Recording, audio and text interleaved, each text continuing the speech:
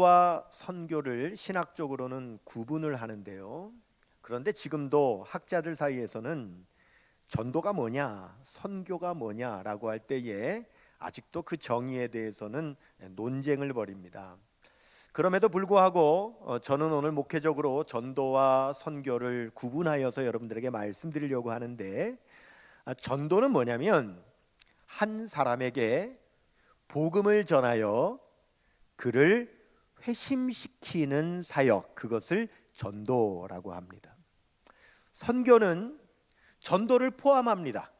전도를 포함해서 그를 넘어서 한 개인을 넘어서 사회에, 기독교의 선한 영향력을 발휘하여 그 사회를 건강한 사회로 변화시키는 사역, 그것을 선교라고 합니다. 우리는 보통 전도하면 국내, 선교하면 해외 이렇게 생각을 하는데 그것은 바른 생각이 아닙니다. 왜냐하면 국내라도 사회를 변화시키기 위해서 하는 사역이라면 선교고요, 해외라도 한 영혼을 회심시키기 위한 사역이라면 전도이기 때문에 그런 겁니다. 그래서 우리 교회 7대 사역 중 세 번째인 선교는 뭐냐?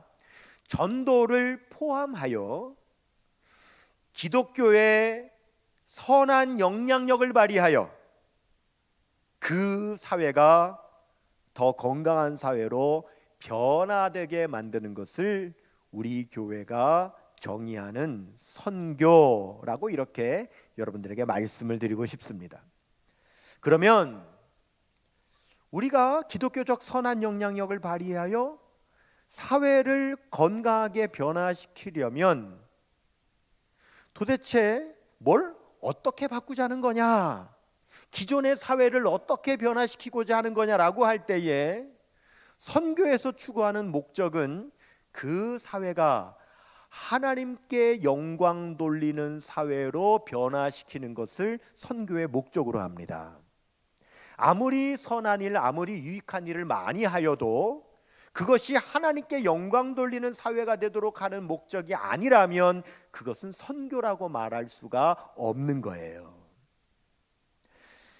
예수님께서 산상수훈을 통하여 오늘 마태복음 5장에 말씀하신 오늘 본문의 내용은 우리 기독교 하면 일종의 시그니처와 같이 기독교의 특징적인 말씀입니다.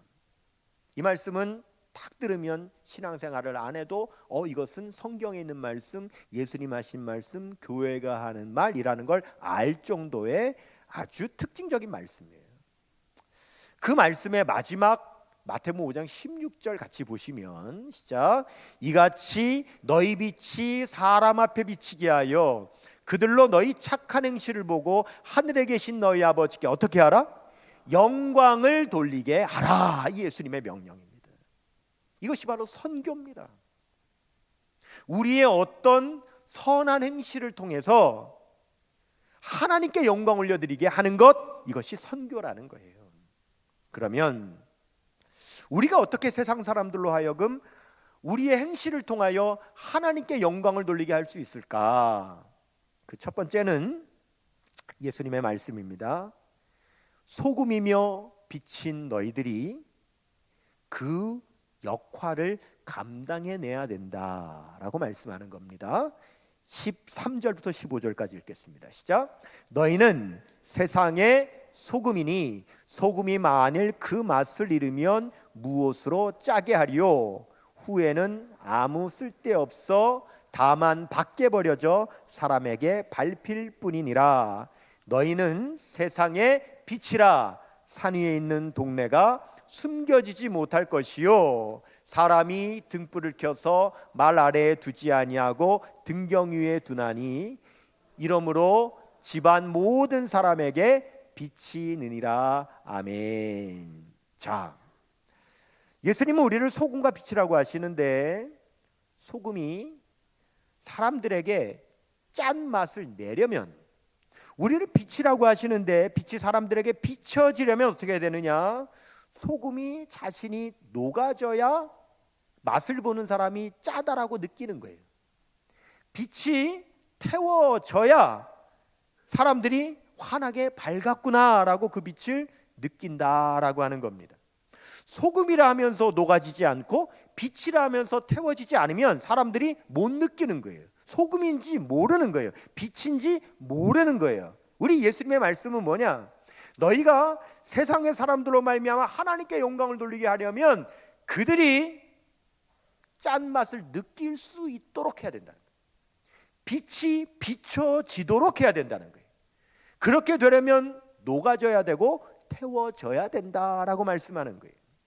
여러분이 잘 아시는 이야기일 수도 있는데 파인애플 이야기라고 하는 이야기가 있습니다. 바로 이 책의 이야기입니다.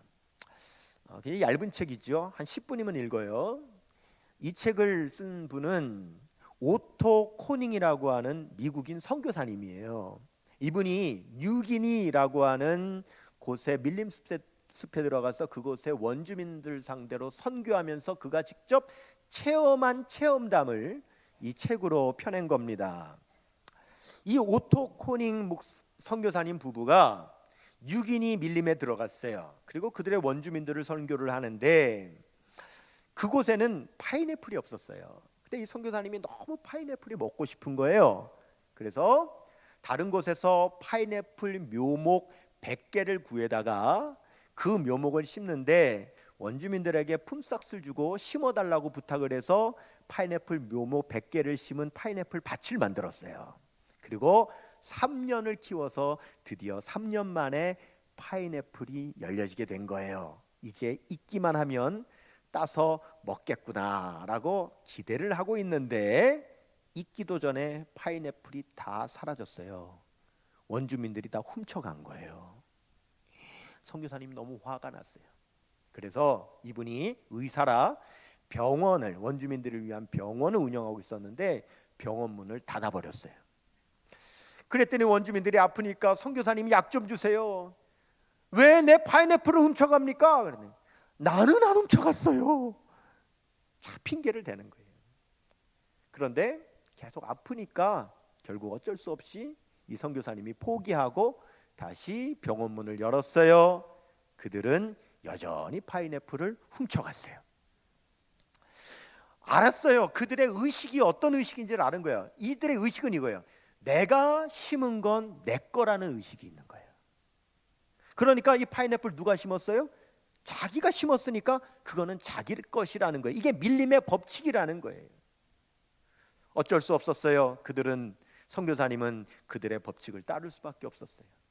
그 파인애플 나무 자기 거라고 우기니까 어떻게 합니까? 그러면 그 파인애플 다 주고, 자기 거라고 하니까 주고, 나는 내가 내 걸로 다시 심어서 먹어야 되겠다. 그 방법밖에 없다 생각하고 원주민들에게 당신들 파인애플이라고 하니까 가져가라고, 옮겨가라고 그랬더니 하는 말이 옮겨가라고요? 그러면 옮기는 품삯 주세요. 우리는 밭이 없으니까 밭 일굴 밭 품값도 주세요. 선교사님이 원주민들이 넌더리가 나는 거예요. 그래서 아예 그냥 그 파인애플 다 뽑아 치워버리고 이제는 다시 심었어요. 심으면서 말했어요. 이건 분명히 내 겁니다. 아시겠죠? 그리고 다시 심었어요. 또 3년이 지났어요. 이제 또 파인애플이 열려지기 시작하는데 여전히 원주민들이 또 다 훔쳐갔어요. 너무너무 화가 나서 이분이 상점도 같이 운영을 했는데 상점 문을 닫아버렸어요. 성냥도 못 팔고 기름도 못 파는 거예요. 그랬더니 원주민들이 아니 상점이 없는데 우리가 여기 나와 있을 이유가 뭐가 있어 하면서 다 밀림으로 들어가 버렸어요. 파인애플은 먹게 됐지만 원주민이 없으니 선교사님이 선교할 일도 없는 거지요. 다시 상점 문을 열었어요. 원주민들은 다시 나왔어요. 여전히 파인애플은 계속 훔쳐갔어요. 그러다가 안식년이 되어서 미국으로 돌아갔습니다. 거기서 선교 세미나에 참석하여 성경 공부를 하게 됐는데 그 성경 공부 가운데 놀라운 진리를 깨달았어요. 네가 주면 얻을 것이고 너를 위하여 쌓아두면 잃어버릴 것이다. 네가 가진 모든 것을 하나님께 드려라. 그러면 하나님께서 네가 필요로 하는 모든 것을 채워주실 것이다 라는 사실을 깨달은 거예요. 맞아, 그래, 파인애플 밭도 하나님께 드리자. 그리고 선교지로 돌아가서 파인애플 밭에 가서 기도했어요. 하나님, 저는 이 열매를 먹으려고 내 권리를 내세웠습니다. 그러나 모든 것이 잘못되었음을 깨달았습니다. 이 밭을 주님께 드립니다. 주님, 이 밭을 받아주십시오. 그리고 이 밭에서 나오는 파인애플 열매 저에게 먹도록 해주시면 먹을 것이고 저에게 안 주셔도 괜찮습니다. 그리고 원주민들이 계속 파인애플을 훔쳐가도 이제는 더 이상 개의치 않았어요. 왜요? 내 것이 아니기 때문에, 하나님의 것이기 때문에. 얼마 후 원주민들이 찾아왔어요. 선교사님, 왜 요즘 화를 안 내세요? 우리가 파인애플 훔쳐가는데도 요즘은 화를 안 내세요? 네, 이제는 그 밭이 제 밭이 아니에요. 제가 다른 분에게 그 밭을 드렸거든요. 제 밭이 아닌데 무슨 화를 낼 필요가 있겠습니까? 에? 누구한테 드렸는데요? 하나님께 드렸어요. 에? 하나님께 드렸다고요? 자기들끼리 웅성거리는 겁니다. 이봐, 우리가 지금까지 누구 파인애플을 훔쳐먹었는지 알아? 하나님 파인애플을 훔쳐먹었어. 뭐야? 어쩐지 요즘 사냥을 해도 돼지가 안 잡히더라. 요즘 어쩐지 애들이 아프더라. 어떻게 하면 좋아? 그들은 더 이상 파인애플을 훔치지 않았어요. 파인애플이 다 익었습니다. 선교사님들은 원주민을 불러 모으고 하나님께서 우리에게 귀한 파인애플을 주셨습니다. 우리 같이 나눠 먹읍시다. 그리고 나눠 먹었습니다. 원주민들이 말했습니다. 선교사님은 그리스도인이 되셨군요. 무슨 말입니까? 선교사님 요즘 화 안 내시잖아요. 선교사는 깨달았어요. 아, 나는 내가 가르친 대로 실천하지 않으며 살았었구나.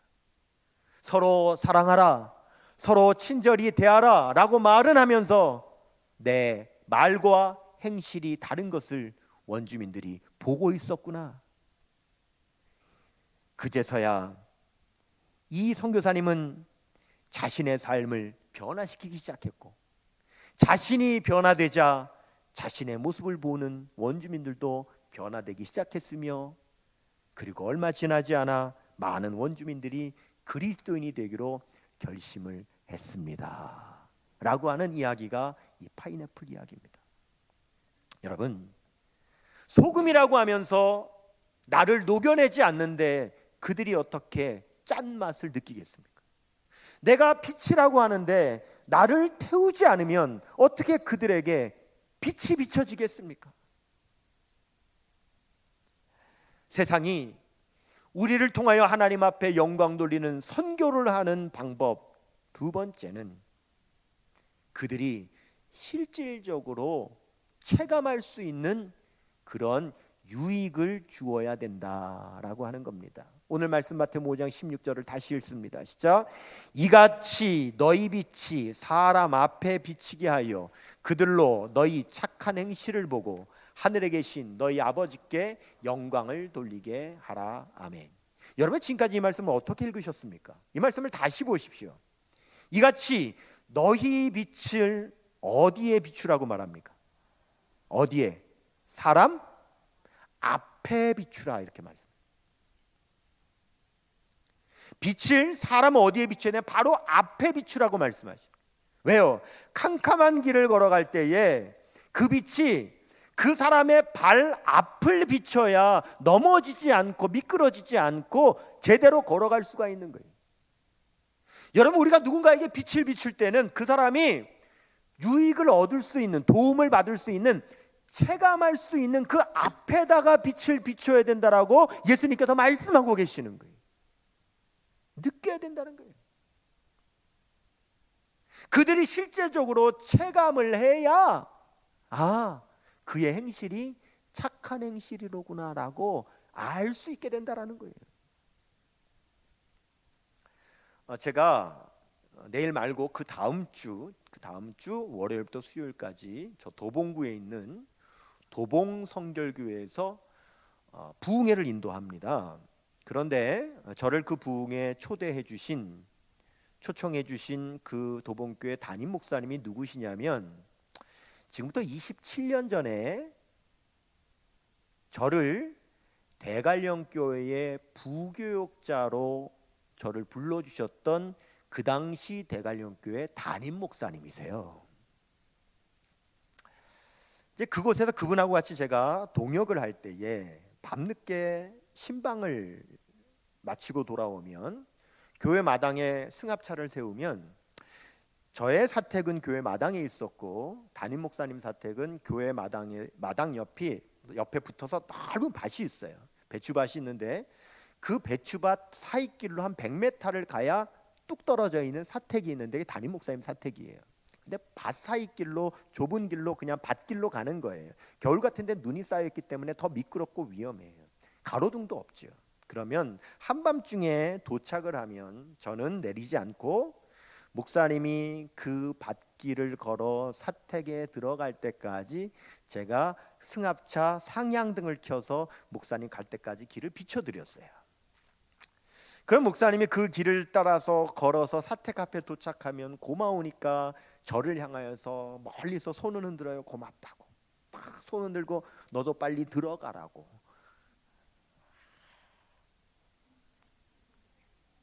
그렇게 인사를 해요. 27년 전에 굉장히 좋은 추억이었습니다. 그런데 말입니다. 그 후에 제가 그 교회 이번에는 담임 목사로 부임을 하게 됐습니다. 그 목사님이 살던 그 사택을 이제는 제가 살게 된 겁니다. 저도 같이 동역하는 부교육자 전도사님과 신방을 밤에 다녀오면 저도 이제는 그 밭길을 따라 그 밤에 저의 사택으로 들어갈 때 시키지도 않았는데도 그 전도사님도 제가 사택까지 들어갈 때까지 승합차에 상향등을 켜서 저를 길을 비춰주는 겁니다. 그럼 제가 그 길을 따라서 사택까지 가면 저도 사택 앞에서 고맙다고 손을 흔들고 너도 빨리 들어가라고. 저는 이것이 오늘 16절에 말씀하시는 너희 빛을 사람 앞에 비추게 하여.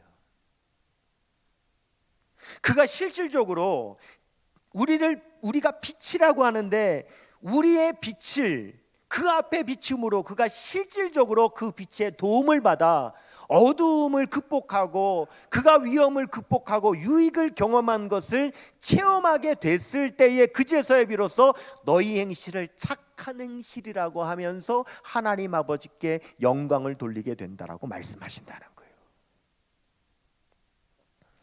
야고보서 2장 15절 16절 말씀하죠. 같이 봅니다. 만일 형제나 자매가 헐벗고 일용할 양식이 없는데 너희 중에 누구든지 그에게 이르되 평안히 가라 덥게 하라 배부르게 하라 하며 그 몸에 쓸 것을 주지 아니하면 무슨 유익이 있으리요. 보세요.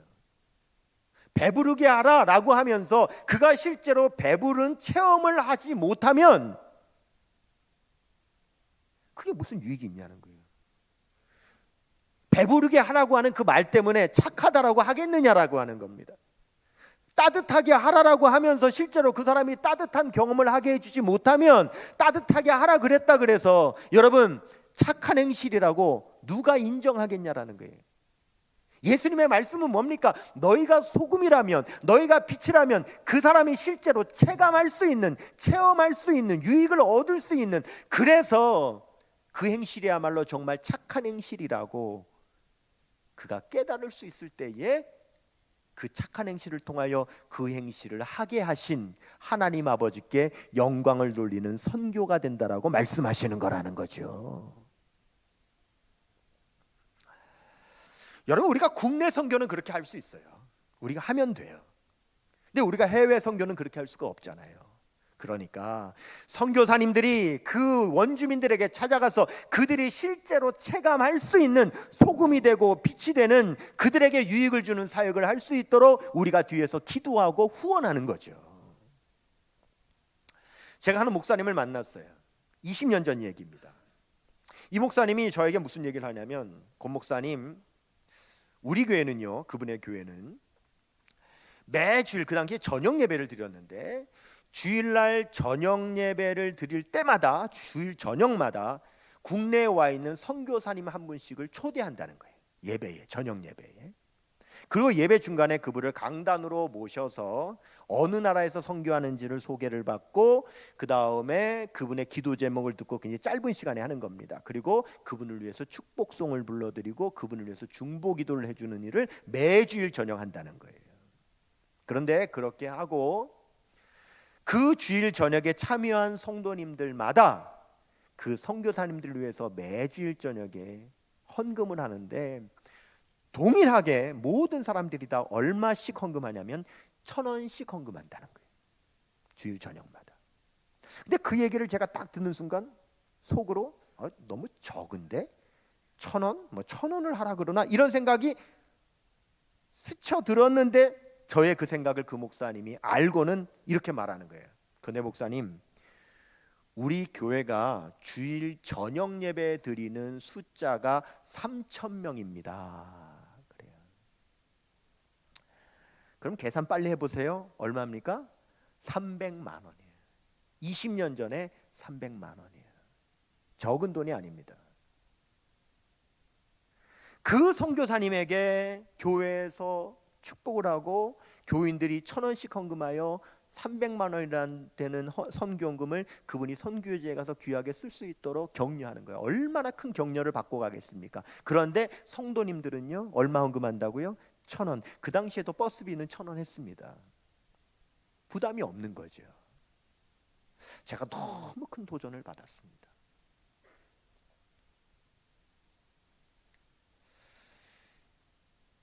여러분, 우리 교회가 작년 추수감사주일에 우리도 한번 1,000명이 모여서 예배를 드려보자고 노력하고 기도하고 전도하고 막 해서 그때 한번 1,000명이 모이는 예배를 드렸어요. 그런데 올해 들어와서 지금 2월이죠. 1월부터 2월 지금까지 설날이었던 주일 빼고 단 한 주도 1,000명이 안 된 주가 한 주도 없어요. 다 1,000명이 넘어 예배드리고 있습니다. 지금은 그냥 1,000명이 넘어서 계속 예배드립니다. 지난주 같은 경우는 1,071명이 예배드렸어요. 분명히 곧 1,100명도 넘을 줄로 믿습니다. 그런데 여러분, 우리 교회가 몇 명 예배드린다라고 하는 그 숫자가 무슨 의미가 있습니까? 그게 무슨 의미죠? 우리가 몇 명 예배드려가 무슨 의미입니까? 많다는 겁니까? 적다는 겁니까? 여러분, 많다는 거는요, 적은 것보다 많은 거고 적다는 거는 많은 것보다 적은 거기 때문에 의미 없습니다. 그게 무슨 의미가 있습니까? 우리 교회가 몇 명이 예배드리냐라고 하는 숫자가 의미 있으려면 그 숫자는 이렇게 선교적 의미가 있어야 되는 겁니다. 우리 교회도 매주일 한 선교사님을 이 주일 낮 예배에 초청을 한다면 우리 성도님들도 1,000원씩만 그 선교사님들도 헌금해도 우리는 100만 원이 넘는 선교헌금을 그분에게 드릴 수 있다라고 하는 숫자가 선교적으로 의미가 있는 거지, 그렇지 않으면 몇 명 모이는 게 무슨 의미가 있냐는 거예요. 제가 그 당시에 굉장히, 저는 사실 그 당시에 개척교회를 하고 있었지만 그분 주일 저녁에만, 낮에는 몇만 명이 모이는 거죠. 그런데 주일 저녁에 3,000명이 모여 예배드리는 교회라고 하는 교회는 저에게는 와닿지도 않는 교회죠. 그런데 제 마음에 굉장히 도전이 됐습니다. 그런데 그 교회가 지금 그렇게 안 합니다.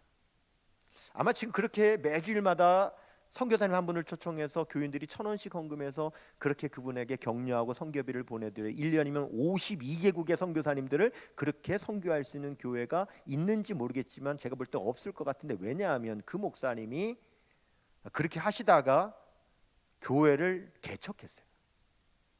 그 교회를 사임하고 교회를 개척했어요.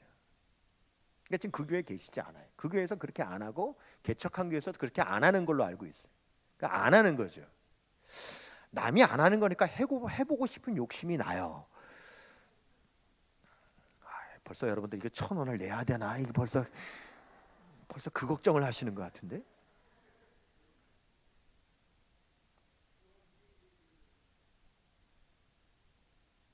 우리 교회가 1,000원만 여러분들이 헌금하면 매주일 한 나라에서 선교하는 선교사님을 축복하고 그들에게 현재도 100만 원이 넘는 선교비로 후원할 수 있는 그런 숫자의 교회라고 하는 교회라면 우리는 선교적인 비전을 품고 그 선교적인 사역을 감당할 수 있는 교회라는 사실이죠. 역전선교교회 7대 사역 비전 세 번째, 선교. 너희 빛을 사람 앞에 비치게 하여 그들로 너희의 착한 행실을 보고 하나님 아버지께 영광을 돌리게 하라. 유대인들은 자녀에게 이렇게 가르친다고 합니다. 아들아, 딸아, 네가 만일 누군가에게 우산을 씌워줘야 할 일이 생긴다면, 그럴 때가 있겠죠? 비가 오는데 나는 우산을 준비했지만 그 사람은 우산을 준비하지 못해 비를 맞아야 될 상황에 놓였을 때 우리가 누군가에게 우산을 씌워줘야 될 때가 있죠? 그때